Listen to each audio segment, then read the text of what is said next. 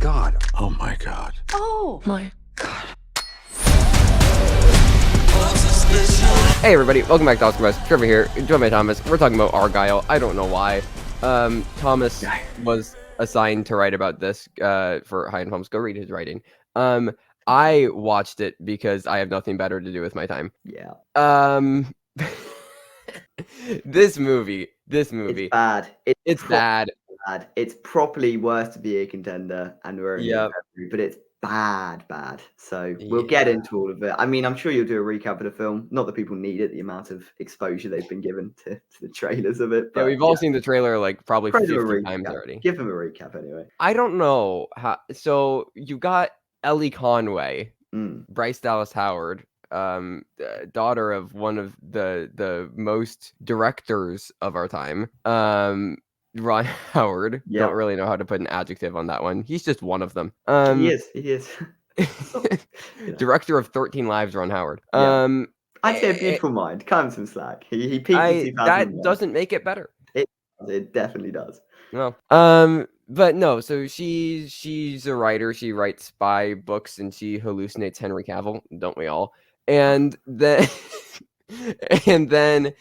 she learns that the things that she's writing are predicting what's actually happening in Spyland. Yeah. And that's how they refer to it in the That's film. how they refer to it colloquially. Yeah. That's then not, by the way. Sorry, I feel like we're spreading misinformation. That's not actually how they refer to it. That would make this film better if they just called it Spyland. Yeah. But anyways, a real spy comes and finds her, and he's allergic to cats, which for some reason isn't the letterbox description. Because Ellie has a cat and she likes cats, and then that's like haha.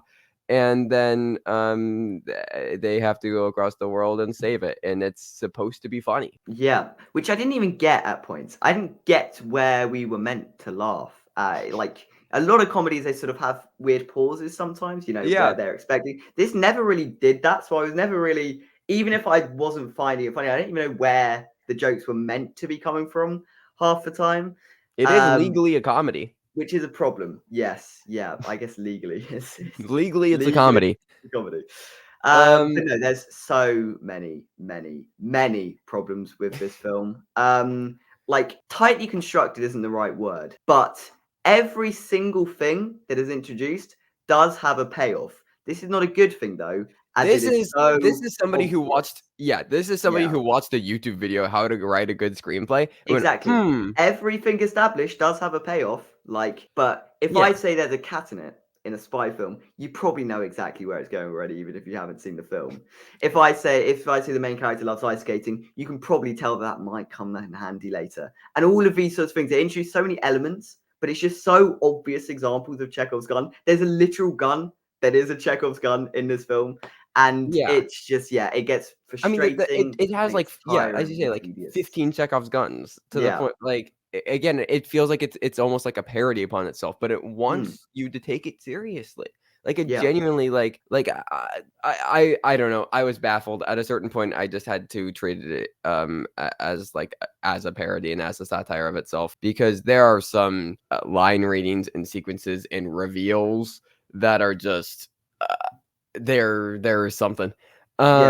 And I tell you what, it's interesting that you have chosen to read it as a parody, because it's that kind of like MCU brand of comedy where it doesn't take itself seriously. No, that just happened. Yeah. But it also thinks it's taking itself seriously. Exactly. So it's sort of just mixed in this ambiguous gray area where you can't tell if you're meant to be emotionally invested in any way. You can't tell if it's self-aware or if that self-awareness is just I don't know, it felt quite sneering in tone. I felt this film. Oh, absolutely. No, and as you say, it did feel like an MCU film at points in the worst possible way, where it wants to be haha, we're laughing with you as the audience, but also wants you to look at it and be like, oh, all those setups and payoff, that was so crazy. And it doesn't really find its place in between, which I think is also reflected in the performances. I have no fucking clue what Sam Rockwell is doing in this, and usually I like Sam Rockwell, but he's all over the map. Everybody. Bryce Dallas Howard. I don't know. I don't know. There at a certain point, even looking at some of their facial expressions, it felt like half the cast was phoning it in. like And I Bryan mean, it Cranston, makes Henry sense Cavill, Dua Lipa. Like, why. what was Ari and the Yeah. DeVoes doing here? Like, I'm I sorry, don't know. like, I don't know. And I think another problem is that with a cast is so like Hollywood and A-list, filmed with you can, A-list stars. they don't feel like characters. They You don't just feel look like at them and be characters. like, They're just, oh, John Cena. okay, now it's Samuel Jackson's turn Oh, to Dua enter the Lipa. fold. Oh yeah, what are you doing in the film? No reason. Okay, that's fine. Yeah. So yeah, that is also a major problem, and none of them are characters just in any No. way. Like even when, especially since it's trying to do this like twisted allegiance thing where you like make an ally with one character and then whatever, it doesn't work because every character is so predictably either good or bad that there's no complexity there, and therefore when these twists and turns do come in, you're just waiting for it to get to the end one that you knew was the thing in the first place. So the twists don't even work. It's that type of film that really wants you to be asking questions that you're just not. Like, I didn't care who Argylle was the whole time. Like, not an ounce of me gave a single fuck. Because also the film doesn't try to make you care. It just sets it up as a question and is like, now you should care. I'm like, well, why? Why do I, like, it never actually gives you a reason to care. But then once it's and fuck you, we're doing spoilers. Argylle. Yeah. Which that doesn't make any sense. Why didn't they just name her Argylle still? If she had completely forgotten her identity, why did that have to change? Like, exactly. I don't get that at all. Exactly. And it's not like someone referred to her as Kyle in passing accidentally to like let the cover. Like, if that happened, maybe I could get away with it. Like one of the baddies. Exactly. One of the baddies refers to her as Kyle. Oh dear, no, didn't mean to say that. But it just doesn't happen. It comes out of literally nowhere. But it's also very obvious as well. It's a weird juxtaposition, this film, where everything's predictable. Honestly, I've changed my mind. This film is impressive. I don't know how it simultaneously manages to be so obvious. Yeah. And also so out of nowhere at the same time. Yeah. No, it is impressive. This is a feat of cinema. And yeah, because then afterwards it's about her like finding her identity back, and it's like, oh, all of the little random things that she wrote about with her book, it all comes back, as you say, and then all the puzzle pieces come into place. But then with Bryce Dallas Howard's character, Argylle, she like just the turn where she just goes from being herself, right, or being like the version of herself that was created or whatever, back to Argylle, like, it's so fast. We're leaving that in. But no, it just like that turn happened so fast, and then all of a sudden you have this person who has been like having hallucinatory panic attacks the entire time, who has been an established unreliable narrator for the film, now all of a sudden just explaining every twist. Yeah, no, there's so much exposition, and it really feels like we do in the middle of action sequences. It's taking this linear structure, in the middle of it, but it's like exposition, action sequence, exposition, and we're just waiting for the next thing to come. I will say one thing I will give this film credit for, and this is nothing to do with the film. This is a complete random aside that isn't even confirmed. But if Sam Rockwell's character and Bryce Dallas Howard's character in a relationship, that theoretically means that John Cena and Henry Cavill are in this film as well. Like, they have a romantic fling. And I quite like that idea, so I'll give it credit for that. Even though unconfirmed by the film, it just has to. It has to translate like that, surely. Right? Can we get a rom-com with John Cena and Henry Cavill? Exactly. That was a good thing. Yeah. And I will say, aren't they related though in that? I thought they were related. No, surely it's just a direct translation. So Sam Rockwell is John Cena. I thought I remembered them mentioning like cousin or maybe it was like in a friendly sort of way. Like in The Bear. Well, no, they are actually related. Oh well. Yeah, I mean, Mike's not related. No. Anyway, we're gonna take it. Yes. Exactly. Congratulations. We'll take representation where we can. You've done gay accidentally. I mean, there's just really not that much to say. The ending is just, again, a checklist of, these are all the things that were set up, and these are all the things that are paid off. Even down to like the last sequence, it's just it is so obvious. Like they absolutely had like a fucking flow chart where they were just like, here's this box, and then we're gonna loop it over to this box, and then this box will loop to this box, and we're so clever. And it's just I don't know, it so desperately wants you to congratulate it. Yes, it just feels smug, and it feels like it's withholding information from you, not in like a way that creates intrigue, tension, in a sort of annoying way where it's like, just give me the fucking information then.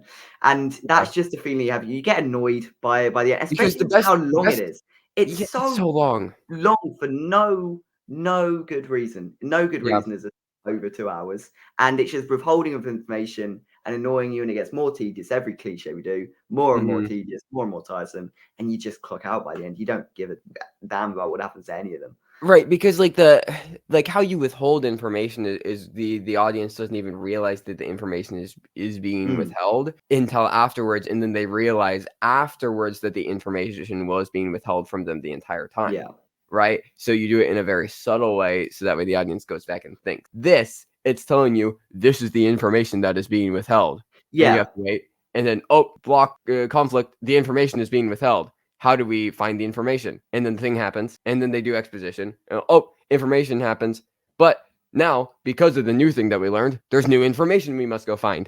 And that's just the movie over and over yeah, again for like yeah. 2.5 hours. Because like films shouldn't really be judged on their rewatchability, but I feel like there is no rewatch value to this whatsoever. Like once you like, yeah, Yeah. the information that is given to you doesn't make you recontextualize anything in any way. It doesn't make you think any No, deeper about them. It's just like, it's okay, withholding information I to knew just that the whole build. time. Sure, exactly. So it's flawed. If you like action films and you just want action, I think Vaughn does deliver on some of the set pieces. But you don't really care about a character, so you may as well just watch the clips on YouTube, honestly. That would be my Right. recommendation for this film. Just Well, if yeah, you because want the like characters don't add anything to like, exactly, yeah. exactly. If you want the action, it is there. Some of it is decent. I like the opening car chase. I thought that was pretty fun.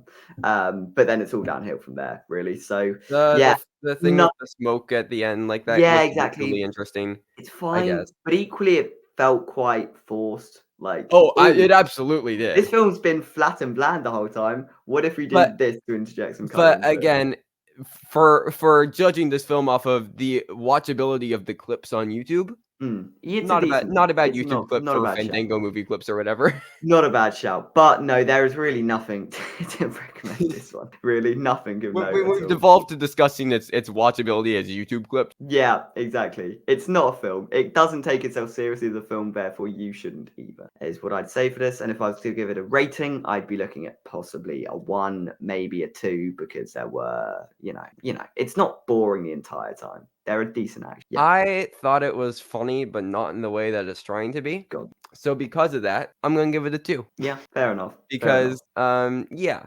Also, one thing I do want to ask, why did Samuel Jackson's character have the stocks going above his little lair thing? I was really confused by that because this character is like a CIA director, nothing to do with stocks whatsoever, and then they're just above the screen for, I don't know. I don't know why they were there. And I couldn't help but notice that every time we cut to Give his them best location. production design because that's really Yeah. funny. Well, I had no idea. Like, there's no logical reason for them being there. It's nothing to do with his character. It is purely just, I don't know. And it distracted me every time he came on screen. So I just wanted to get that off my chest. Well, thank you everybody for watching I'm not even gonna call this a review. No. Yeah. Yeah. Bye everyone. Fair enough.